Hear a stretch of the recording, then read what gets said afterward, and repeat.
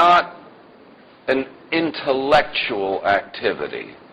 It has to do with a physical feeling. And in my case, I can't really understand the material unless I do it myself. Also, manufacturing in glass, as architects will know, is quite limited. What has been on offer? It's moving very quickly, but at the time I started, there was no water jet cutting or anything like this. And so it all had to be done by hand. And so I keep a large workshop in London and employ a number of different craftsmen and artisans, and some who are artists in their own right. And we've got what I'd call as a happy kitchen. Somebody once said, what's the best way for a woman to kill her husband? It's like, to be angrily preparing the food is one way to create some bad health.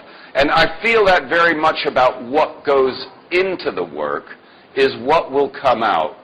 The actual activity, and the thing that happens when human beings are actually touching this material and handling it, you stand a chance of not, as in the case of entropy, where every time energy changes form, we lose energy. In this case, with the help of other people, you gain energy. Now, what I thought I would do is just take through a number of different projects that have been done. Fiona just showed you. Can we go back on this? Yes, on this project here, this is one which was designed for the canal system in London. And as you can see, as a bit of a PR, but also as a function, we took these sculptures down the canal in this canal barge to the site where they were craned off. And this is a new development area down in about by Edgware Road. And the thing about glass is people don't realize how strong it is. This is one of the things that I've been able to prove. These sculptures, as you can see, are carried as an entire item down the canal, craned into place. And the only thing holding this glass together is my old trick of shish kebabbing. I make glass shish kebabs, you see, where the glass is drilled and then the piece of steel runs up the center, plate of steel on top, and torqued up to 300 Newton meters. From lab tests, when we did a couple of projects and destruction tested a 6-inch cube, the machine would not break it. So far beyond concrete and maybe coming close to granite.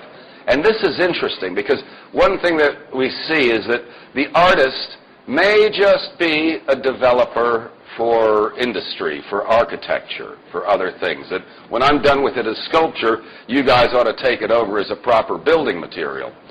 Now, this is a project that I'd like to show. The one freedom that the artist has also is that we have the freedom, unlike the architect, to develop an idea organically.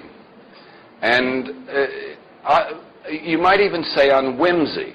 And oftentimes you'll get to the other end of the story and find that somehow this process has been guided.